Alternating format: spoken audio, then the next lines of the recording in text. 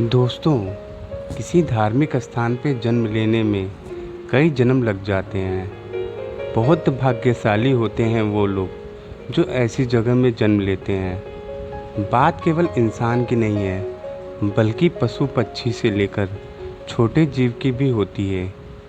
ये कहानी भी एक ऐसे नन्हे जीव की है जिसको एक साधु गलती से वृंदावन की पावन नगरी से बाहर ले आता है। और आगे क्या होता है, यह जानने के लिए आपको ये कहानी पूरी सुनिएगा। तो दोस्तों, अगर आप इस चैनल पर नए हों तो इस चैनल को सब्सक्राइब कर लें, क्योंकि मैं ऐसी ही कहानियाँ इस चैनल पर लेके आता हूँ। तो चलिए इस कहानी को शुरू करते हैं। एक सच्ची घटना सुनिए। एक संत की। वे एक बार वृंदावन गए। वहाँ कुछ दिन घूमे फिरे, दर्शन किए। जब वापस लौटने का मन किया तो सोचा भगवान का भोग लगाकर कुछ प्रसाद ले चलूं। संत ने रामदाने के कुछ लड्डू खरीदे, मंदिर गए, प्रसाद चढ़ाया और आश्रम में आकर सो गए। सुबह ट्रेन पकड़नी थी। अगले दिन ट्रेन से चले। सुबह वृंदावन से चली ट्रेन को मुगलसराय स्टेशन आने में शाम हो गई। संत ने सोचा अभी पटना आने में 3-4 घंटे और लगेंगे। भूख लग रही है। मुगलसराय ट्रेन आधे घंटे रुकती है। चलो हाथ पैर धोकर संध्या वंदन करके कुछ खा पी लिया जाए। संत ने हाथ पैर धोया और लड्डू खाने के लिए डिब्बा खोला। उन्होंने देखा लड्डू में चींटियाँ लगी हुई थीं। उन्होंने चींटियों को हटाया और 1-2 लड्डू खा लिए। बाकी बचे लड्डू प्रसाद बांट दूंगा ये सोचकर छोड़ दिए। पर कहते हैं ना कि संत हृदय नवनीत समान। बेचारों को लड्डुओं से अधिक उन चींटियों की चिंता सताने लगी। सोचने लगे ये चींटे वृंदावन से इस मिठाई के डिब्बे में आ गए। बेचारे इतना दूर तक ट्रेन में मुगलसराय तक आ गए। कितने भाग्यशाली थे, इनका जन्म वृंदावन में हुआ था।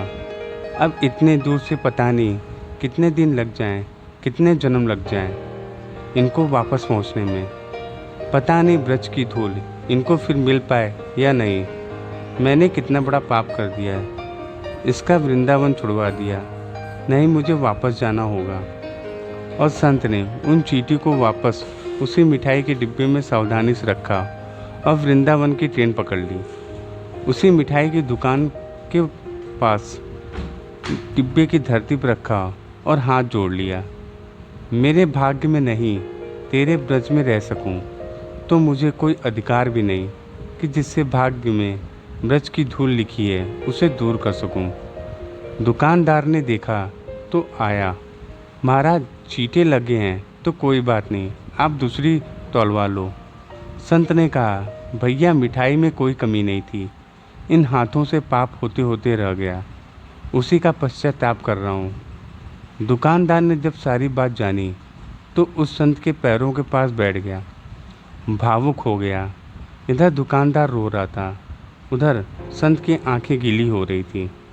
बात भाव की है, बात उस निर्मल मन की है, बात ब्रज की है, बात मेरे वृंदावन की है, बात मेरे नटवर नागर की है, उनकी राधा रानी की है, बात मेरे कृष्ण की राजधानी की है। बूझो तो बहुत कुछ है, नहीं तो सब पागलपन है।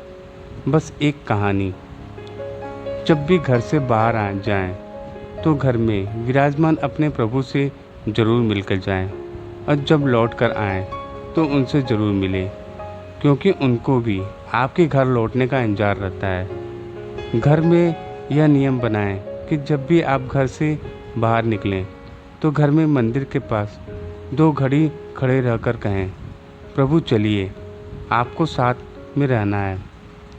ऐसा बोलकर ही घर से निकलें, क्योंकि आप भले ही लाखों की घड़ी हाथों में क्यों न पहने हों, पर समय तो प्रभु के ही साथ में है।